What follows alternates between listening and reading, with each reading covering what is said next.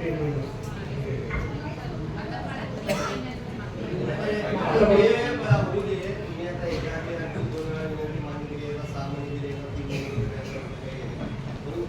दिलेल्या मुदतवाढीच्या अनुषंगाने संबंधित विभागाने किती प्रकरण निर्गत केली हे जरा एक समाजाला या ठिकाणी माहिती आहे का?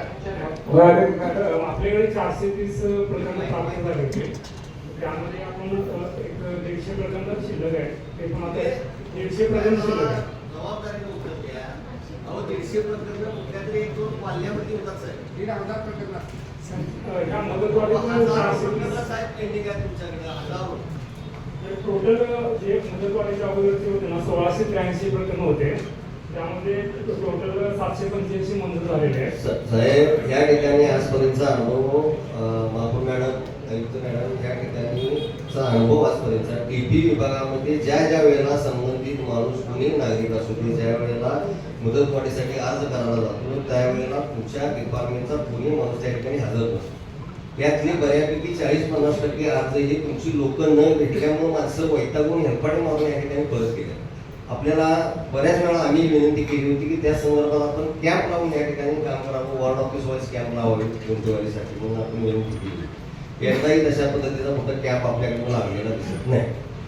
तुमच्याकडं जी पहिल्याच आलेली प्रकरण आहे त्याच्याबाबत आपण सांगायला हवं. जी माणसं येऊन बऱ्याच वेळा परत गेली किंवा तुमच्या कारभाराला कंटाळून तिथं पण आले नाहीत अशी शेकडो प्रकरण आहेत, हजारो प्रकरण आहेत. त्याला तुम्ही अजून तुमच्याकडे सबमिटच झालेली नाही. त्यामुळे तुम्ही आकडा सांगू शकत नाही साहेब. तुम्ही माझ्यामध्ये नवीन असावं असं मला वाटतं या प्रक्रियेमध्ये. याच्या आधी जे असणारे अधिकारी होते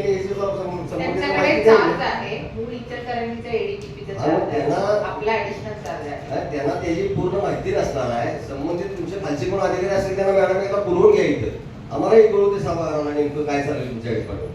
मॅडम यामध्ये सगळ्यात महत्वाचं काय आहे, गुंतवणुकीचा अतिशय चांगला विषय आहे.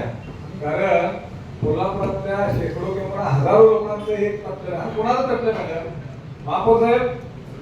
जो गरीब माणूस काबाड कष्ट करून ढकल गाडीवाला रिक्षावाला मेकॅनिक मोलमजुरी करून पैसे टाकून 500 फुटाचा भाडा घेते अशा लोकांची 100% प्रकरणं थांबवली गेलेली आहेत, दुर्लक्षित केले गेलेले आहेत. आणि जे मोठे मोठे धंदे आहेत त्यांच्या आवडतीची लोक आहेत, बिल्डर असतील कॉन्ट्रॅक्टर असतील या कामामधली जे एजंट ह्या लोकांचं प्रायोरिटीनं कामं केली जातात. हे बंद झालं पाहिजे महापौर साहेब. 6 वर्ष यांचं चाललं तिथं आता खपून घेतलं जाणार नाही. सामान्य माणसाला त्रास झाला त्यांना भोगायला लागेल.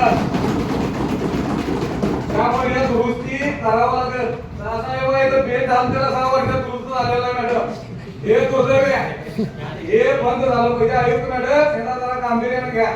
कारण काय गती तुमची एकट्याची पुढे असून चालणार नाही. ही बाकीची कासवाच्या गतीने पळायला लागली तर मग आम्हाला मागे फटाके लावावे लागतील त्यांच्या. त्यामुळे कृपा करून मला माहित आहे तुम्ही मस्करला तुम्ही कॅम्प वगैरे घेतला होता हे मला माहित आहे. परंतु मुदतवाढ देत असताना कंजूसी का कशासाठी? कायद्याचा खिस काढायला गरीब लोकांच्या बाकी 500 फुटाच्या जागे बाकी कायद्याचा खिस काढताय, त्याला पळवताय, 6-6 महिने त्याला फेऱ्या मारायला होताय. हे आता अजिबात चालणार नाही. हे बंद झालं पाहिजे. राज्याची शाहू महाराजांची नगरी आहे. या नगरीमध्ये अशा पद्धतीनं काम करणारा कोण अधिकारी असेल तर त्याला कोल्हापुरी पद्धतीनं पाहून द्यायला मिळेल. एवढं या निमित्तानं सांगतो महापौर साहेब तुम्हाला नम्रतेची कळकळीची विनंती करतो. कारण मी स्वतः 2 महिने गेलो एका कामासाठी 500 फुटाच्या घराला गुंतवणुकी जागे मान्यतेसाठी सबमिट सुद्धा करून घेत नव्हती. त्यामुळं हे दुर्दैवी गोष्ट आहे महापौर साहेब. आणि आपण याच्यामध्ये लक्ष घालावं आणि आदेश करावं की तातडीनं याची मुदत वाढ देताना 2 महिने 3 महिने का द्या की 6 महिने करा की त्याच्यावर स्टाफ नसतो यांच्याकडे. तिथं माणसं उभारतात दिवस स्टाफ नसतोय हे मान्य करायला पाहिजे. मॅडम बरोबर आहे काय? स्टाफ नसते कॅम्प विचारूनच्या अधिकाऱ्यांना असतात काय?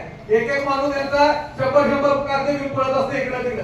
असं होऊ नये. त्यांना स्टाफ द्या, त्यांची यंत्रणा वाढवा, लोकांची सेवा करायला महापालिका. तर कृपा करून महापौर साहेब आपण याच्या संदर्भामध्ये लक्ष घालून आदेश